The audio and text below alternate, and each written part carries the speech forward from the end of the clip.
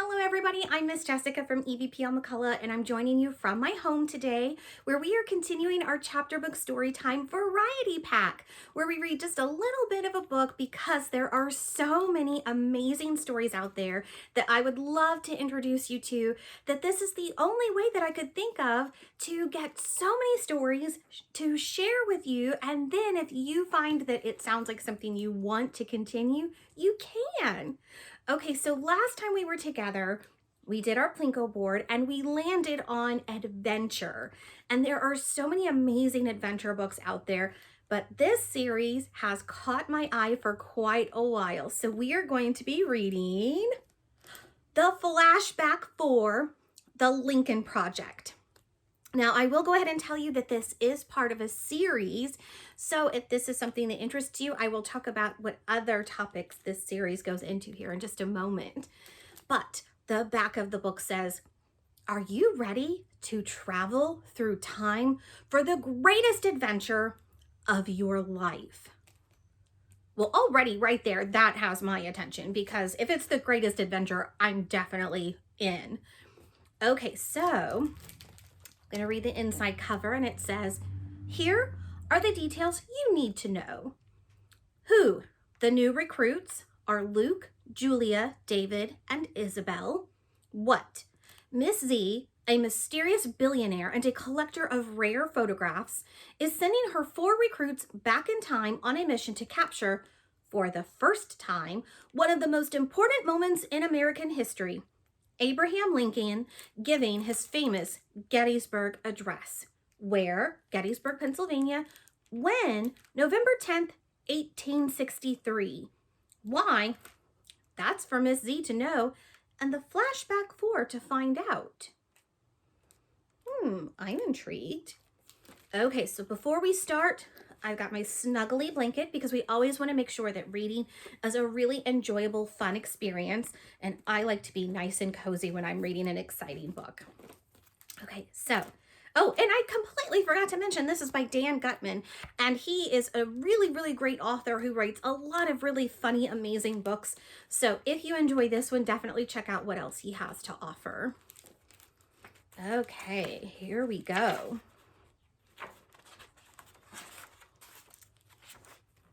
Oh my goodness, sorry. Introduction. 77 years ago. It is Thursday, November 19th, 1863, 2 o'clock in the afternoon. It's a warm day for autumn. President Abraham Lincoln stands tall over the speaker's platform. A huge crowd is spread out on the grassy hillside before him, watching him deliver perhaps the most memorable speech in American history. He speaks slowly and clearly. "Our fathers brought forth on this continent a new nation conceived in liberty and dedicated to the proposition that all men are created equal." Cheers and applause wash over the audience. Lincoln has to stop to wait until the noise dies down before he can continue. He wants the people to hear every word he has to say.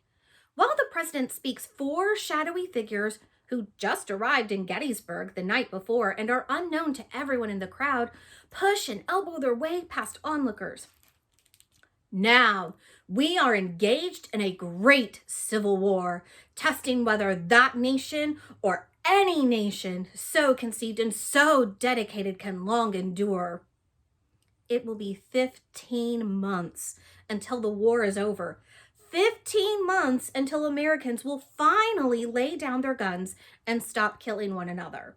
And 15 months until one of them will pick up a gun and assassinate the president himself." Lincoln glances up briefly to scan the crowd before him, but doesn't notice anything unusual. "We are met on a great battlefield of that war. We have come to dedicate a portion of that field as a final resting place for those who were here, those who here gave their lives, that that nation might live. It is altogether fitting and proper that we should do this." The 4 figures strain to hear the president's words. They feel a sense of urgency as they try to get close enough to the stage. They won't have a lot of time to complete their mission. They, and they alone, know that the president's speech will be very short. 270 words, give or take a few, in 2 short minutes. It will all be over. They have to act fast. But in a larger sense, we cannot dedicate, we cannot consecrate, we cannot hallow this ground. The brave men living and dead who struggled here have consecrated it far above our poor power to add or detract. One of the conspirators, a boy, holds a small device in his hand. It's a strange looking thing, or at least it's strange looking to the people who might have noticed it that day. Silvery and metallic, it's small enough to fit in one hand, but powerful enough to change every history book ever written. The world will little note nor long remember what we say here, but it can never forget what they did here. The young man fiddles with the device in his hand. Something seems to be wrong. It's not working. He stops moving forward. Time is running out. Droplets of sweat slide down his forehead. His hands have become slippery. It is for us, the living, rather to be dedicated here to the unfinished work which they who fought here have thus far so nobly advanced. The young man gnashes his teeth. What's the problem, he asks himself. He has to solve it, and fast. After all the preparation they have been through, it can't end now. If he fails in his mission, all will have been for nothing.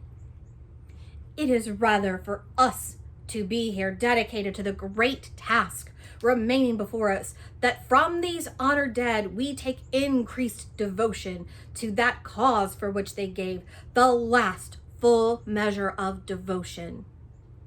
There are only a few seconds left. The young man's companions surround him, imploring him to figure out what's wrong with the device.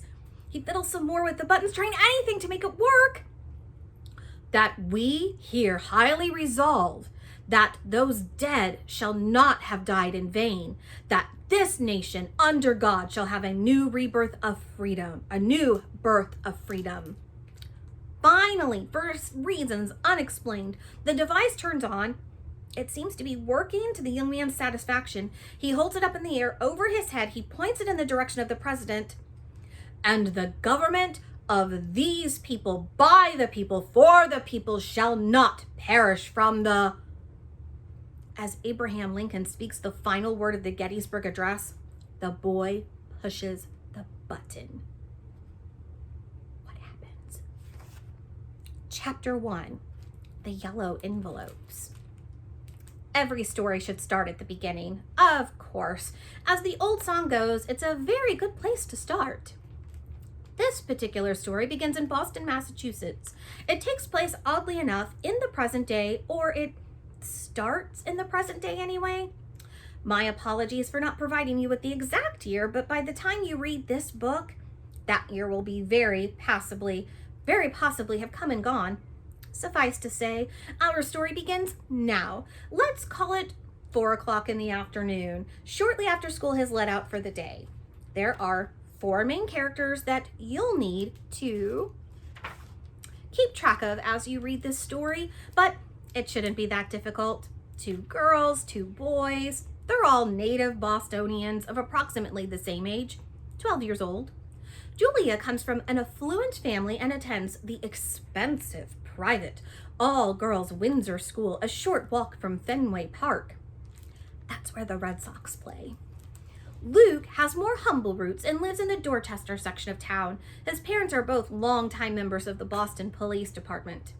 David, tall, thin, and athletic, is a good student, but is more interested in cracking jokes than books. Isabel is a quiet, bookish, serious, and eager to succeed.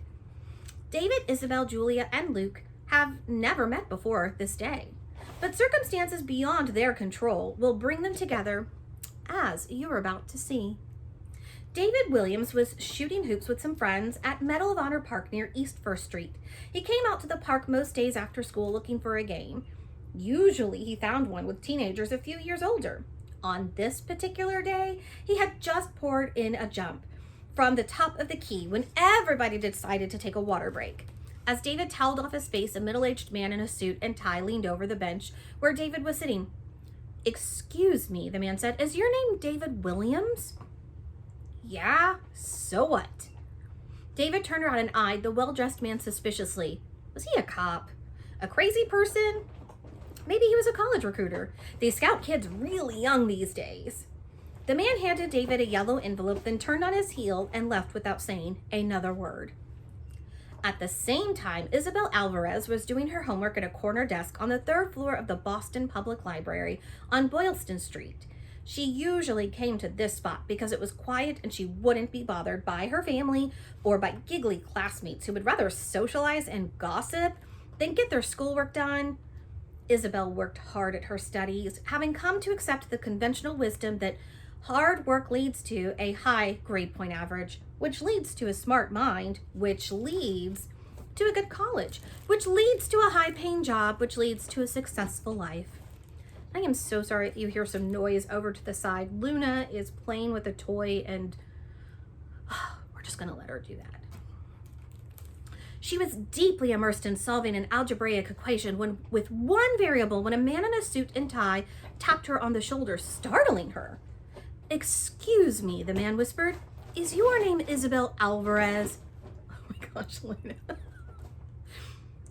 "Yes. Is something wrong?" The man didn't reply.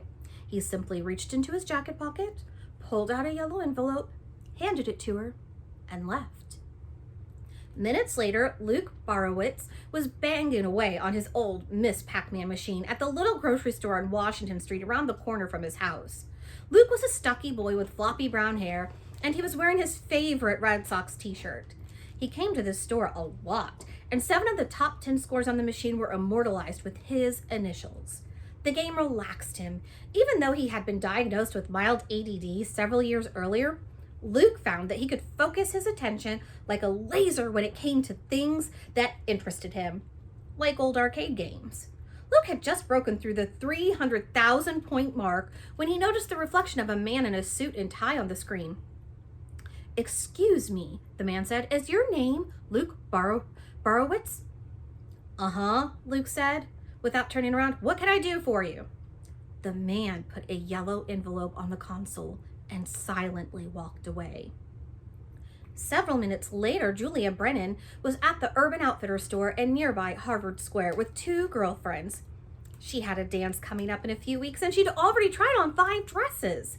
Her father had given her $100 to spend, even though he saw no reason why Julia couldn't wear one of the dresses she already had in her closet. He also saw no reason why a girl Julia's age should be going to dances in the first place. He lamented over how fast his kids were growing up. Before she left the house that morning, Julia had rolled her eyes and told him, "Oh, you wouldn't understand." Now, as she came out of the fitting room, a man in a suit and tie approached her. "Excuse me," the man said, "is your name Julia Brennan?"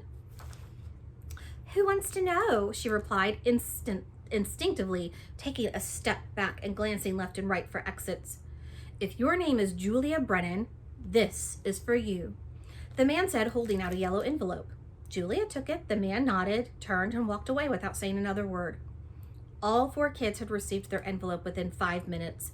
Each of them tore it open and read the sheet of paper tucked inside. "Congratulations! You are invited to participate in a very special once-in-a-lifetime experience. Please join me today at 4:30 p.m. 4:30 p.m. today. No RSVP necessary. We will hold your place for 30 minutes only. Address: John Hancock Tower, 200 Clarendon Street, Boston, 23rd floor. Past your company. Please do not share this invitation or discuss it with anyone." That's all it said. There was no phone number to call, no email address, no closing and no signature. There was no indication of what one might encounter if one followed the instructions and went to the address. It could be a party, a concert, or some sort of sporting event maybe. Most likely they all figured it was a scam. Most people would throw an invitation like that away, but each envelope did include one small enticement to increase the chance that it would get noticed. Paperclipped to each invitation were 4 crisp $5 bills. David read his invitation a second time. He held the bills up to the sun and determined that they were legit. Then he took out his cell phone to check the time. It was already 4 minutes after 4 o'clock. There was just enough time to get him to the John Hancock Tower. David stuffed the bills in his pocket and said goodbye to his friends at the basketball court and hopped on his bike. It was a quick ride to Hancock Tower. Why would somebody give me $20 for doing nothing, he wondered as he pedaled down the Harrison Avenue. There's gotta be a catch. When David got to the Hancock, a 60-story skyscraper, he locked his bike to a street sign and walked over to the front door. Isabel was already inside the Hancock, waiting in the lobby. She liked to arrive at places early so she could decompress and get her bearings before any social event. It helped calm her down. Also, she felt that being early for an appointment was the right thing to do. People who showed up late for things are inconsiderate, she believed. Moments later, Julia and Luke came from opposite directions, nearly bumping into each other as they passed through the big revolving door. All 4 of them, David, Luke, Julia, and Isabel, surrounded by a group of well-dressed 20-somethings, squeezed into an elevator and rode it up to the 23rd floor. When the doors opened, they were the only ones who got out. Luke looked around the hallway suspiciously. Only once in his life had he been inside a fancy office building like this. The sign on the wall behind the front desk read, "Past your company." Julia looked around. There were no clues as to what kind of company this was, or why she had been summoned to this particular spot at this time. When the glass door to the waiting area buzzed open, all 4 of them approached the front desk. A nameplate read, "Mrs. Ella Vader." The receptionist looked up from her computer and smiled. "Ah, you made it splendid," Mrs. Vader said. "We've been waiting for you." Chapter 2, Pictures on a Wall. You're probably wondering why these 4 kids were summoned to this office in the Hancock Tower. Patience, reader. David, Julia, Isabel, and Luke cast sidelong glances at one another, each wondering if the rest of them already knew one another. "Is this going to take long?" David asked the receptionist. "I'd say an hour should do it," replied Mrs. Vader. "If you would all take a seat, we'll get started shortly." While the others sat down, Luke paced around the waiting room. He didn't like sitting. It made him nervous. None of the kids had spoken a word to the other 3 yet. Awkward silence hung in the air. Julia sighed, pulled out her cell phone, and began texting her friends. David picked up a copy of Sports Illustrated from the coffee table in front of him and leafed mindlessly through it. Isabel looked around anxiously. The wall of the waiting room was filled with dozens of 8x10 photos framed and lined up perfectly. Luke went over to take a closer look. Each photo depicted a dramatic moment in history. Astronaut Buzz Aldrin standing on the moon, the mushroom cloud from the first atomic test blowing up over the New Mexico desert, ecstatic young Germans tearing down the Berlin Wall, the Hindenburg erupting into flames over Lakehurst, New Jersey. And I'm going to show you, there's one picture in the book, moon landing. A few of the events depicted in the photos were familiar to Luke. Most of them had taken place long before he was born and didn't mean much to him. "Follow me, please," Mrs. Vader said to the group. She ushered them into a large office, invited them to sit down again, and left. There were more photos on the walls here. American soldiers rushing into the beaches of Normandy on D-Day, a lone protester holding up a long line of takes in Tiananmen Square in China, lots of famous faces: Franklin Delano Roosevelt, John F. Kennedy, Jackie Robinson, James Dean, Marilyn Monroe. In the middle of the wall was one empty rectangle where a photo had either fallen off or been removed, or been stolen, or perhaps borrowed temporarily. A visitor's eye was drawn not so much to the famous photos on the wall, but to the one spot that didn't have one. On the other side of the room was a large whiteboard, like one of those smart boards you've seen in your school. It was connected to a laptop computer on a cart and also to a projector that hung down from the ceiling. The board itself was on wheels so it could be moved around. In the center of the room was a huge desk carved from dark, heavy wood. There were only a few papers and knickknacks on it. It was almost too neat. This was the desk of a man who didn't have enough to do. There was no chair behind the desk, which was odd, but none of the kids noticed that. They couldn't help but notice the prism-shaped nameplate on the edge of the desk. It had an unusual name on it, 𝐁𝐨𝐨𝐤?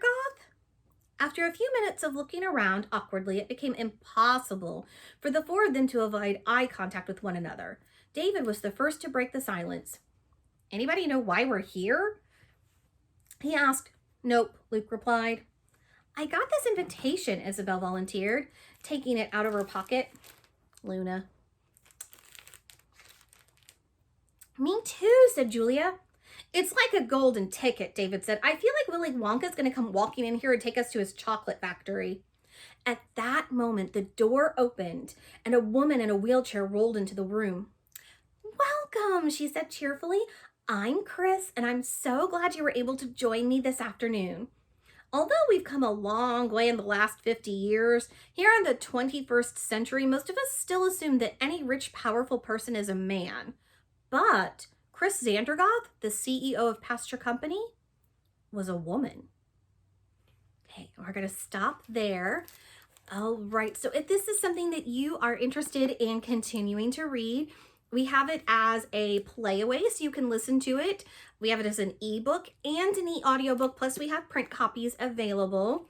And like I said earlier, this is a series of books. So if this is something that interests you, reading about historical events, and especially when you get to go on an adventure in historical events, this one starts with the Lincoln Project about the Gettysburg Address, but they also have one about the Titanic, Pompeii, which was a volcano that erupted, and also the Alexander Hamilton, Aaron Burr duel. So these kids definitely get to go on a lot of adventures, and so if that's something that interests you, definitely check this out. All right, so we're going to pause for just a moment so that we can get our decision-making apparatus to help us to know what we're going to be reading next time. All right, so see you in just a second. All right, so it is now time to see what we're going to be reading next time. And we have something different. I've been doing the Plinko board, and I have decided to give out our Wonder Wheel a chance in helping us decide. So we still have all the same categories we have before, except I did take off Miss Jessica's choice because technically I'm choosing all of these books and there wasn't room for it. So we have fantasy, spooky, mystery, realistic fiction, adventure, science fiction, historical fiction, humor, and fantasy. Now, if we do happen to land on something that we've had recently, I will probably redo it just so that we can get some variety. All right, and Harper is right here, so she might be helping us spin our wheel. All right, so here we go. Ooh, of course it landed on adventure. We just did that one. Let's try that again. Ooh, historical fiction. Okay, so that means that next time we see each other, we'll be reading some historical fiction, which is where we see something that is from our past, but is told in a story format. So I'm a little excited about that one. Well, thank you so much for joining me today for our awesome adventure book. And don't forget to go to EVPL.org to check out all of our resources. We have a list of all our events there for our digital story times and virtual programs. We also have everything listed that's going on at our amazing libraries. You can also stop in and see us again for either a curbside pickup or you can come into the library. So if you're interested in getting some materials, you can do it either way. You can request those online or give us a call or just stop in. We'd love to see you again. And I hope to see you again soon. Thank you so much for joining me, and I'll see you next time. Bye.